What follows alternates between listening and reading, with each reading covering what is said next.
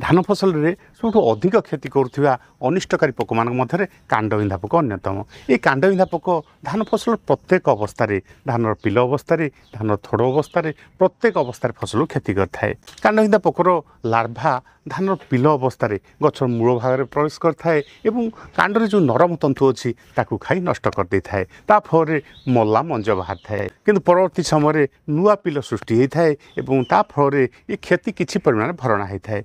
धान थोड़ अवस्था ये कांडबिंधा पोकर लार्भा कांडर ऊपरी भाग प्रवेश करए और तंतु खाई थाए और नष्ट करए। फल धान गछ मल्ला केंडा बगबखिया केंडा बाहर थाए। यही समय धान सबुठु अधिक क्षति होता है। खाल बिल रही धान विलंब रही धान में ये कांडबिंधा पोक बहुत अधिका लगी थाए और बहुत क्षति करए। ये कांडबिंधा पोक नियंत्रण करने आम दानादार कीटनाशक प्रयोग कर कि कीटनाशक स्प्रे कर कांडबिंधा पोक को आम सफलतार सह नियंत्रण कर पारि न था।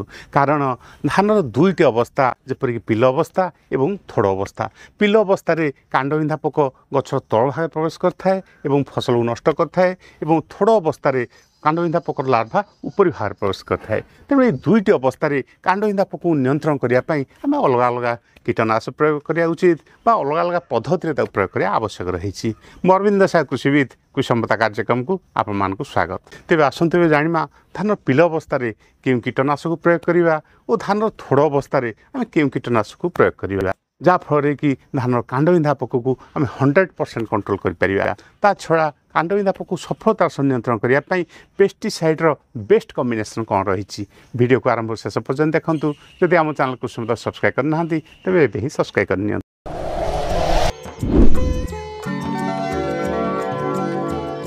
धान कांडबिंधा पोक को नियंत्रण करने आप दानादार कीटनाशक प्रयोग कर स्प्रे कर कमेंट बॉक्स लिखुँ।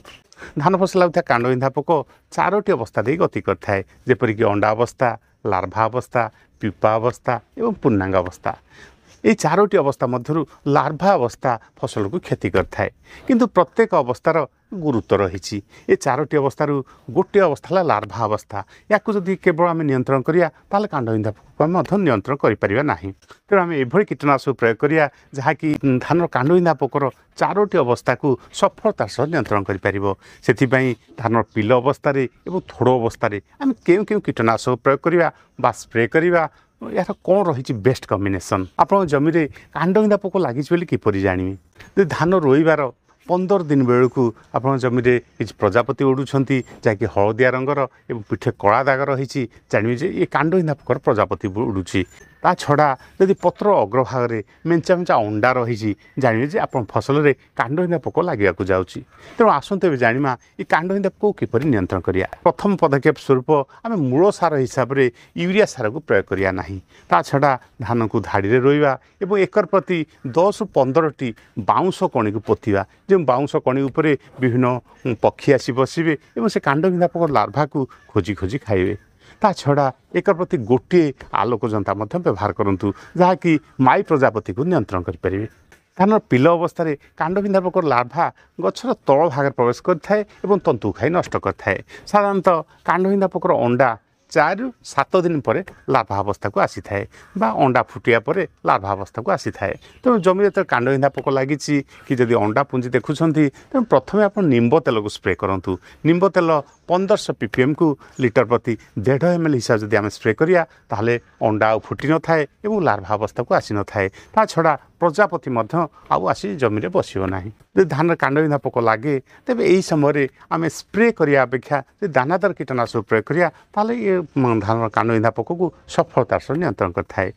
दानादार कीटनाशक मध्य क्लोरोंटा निलिपोल 0.4% ग्रानुल जहाँकि FMC कंपानी फेट्रा ना मिलता है या एकर प्रति आम 4 kg हिसाब से प्रयोग करवा कि सिंजेंटा कंपानी भिट्टाको या एकर प्रति 2.5 kg हिसाब से प्रयोग करा कि फिप्रोनिल 0.6% ग्रानुल जहाँकि बायर कंपानी रिजेंट अल्ट्रा ना मिलता है या एकर प्रति 4 kg हिसाब से प्रयोग करवा।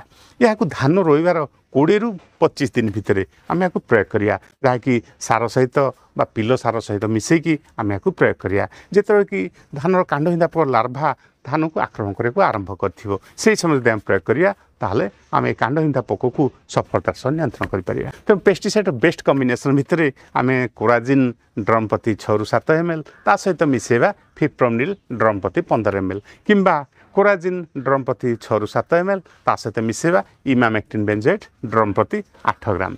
सेहीपरि आम कैट्राप हाइड्रोक्लोराइड सहित मिसई पार कैट्राप हाइड्रोक्लोराइड 50% एसपी जहाँकि ड्रम प्रति आम 30 ग्राम नवा ता सहित आम इमामेक्टिन बेंजोएट ड्रम प्रति 8 ग्राम मिसई यदि आम स्प्रे करिया ताहले ये कांडविंधा पोक सफलतार सह नियंत्रण करिपारिया।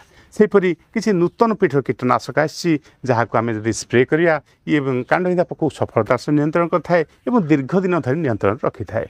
प्रथम कीटनाशक हेउची भाइगो जहाँकि टेट्रानिल पॉलीथेन कंपोजिशन रही एकड़ प्रति आम 100 ରୁ 120 ml हिसाब से स्प्रे करिया कि ड्रम प्रति 10 ରୁ 12 ml हिसाब से स्प्रे करिया। सेपरि द्वितीय कीटनाशक हेउची सिंजेंटा कंपनी मिनेक्टो एक्स्ट्रा जहाँकि श्रियांटानिलोपोल 16.9% प्लस लुफेन्यूरन 16.9% एससी जहाँ को एकड़ प्रति आम 20 ml हिसाब से स्प्रे करिपारिया बा प्रथम 20 ml को नवा जे 1 लिटर पानी मिसेबा एवं ताकू आम भल भाव मिसेला परे ताकू 10 भाग करी आम पानी सब मिसे स्प्रे करिपारिया। ठीक सेपरि आम्प्लिगो बा जहाँ कि क्लोंटानिलोपोल 10% प्लस लाम्डा साइलोथिन 5% जेडसी या जेडसी फर्मुलेसन रही एकड़ प्रति आम 100 ml हिसाब से आम स्प्रे करिया एवं 7 दिन अंतर यदि आउ थे स्प्रे करिया ताहले धान फसल कांडविंधा पोक को सफलतार सह नियंत्रण करथाए एवं दीर्घ दिन धरि नियंत्रण रखिथाए। आम वीडियो आपन किपरि लागिला कमेंट बॉक्स में लिखंतु। यदि आम वीडियो आपन भल लागि थाए तो लाइक शेयर सब्सक्राइब करंतु। धन्यवाद। जय किसान।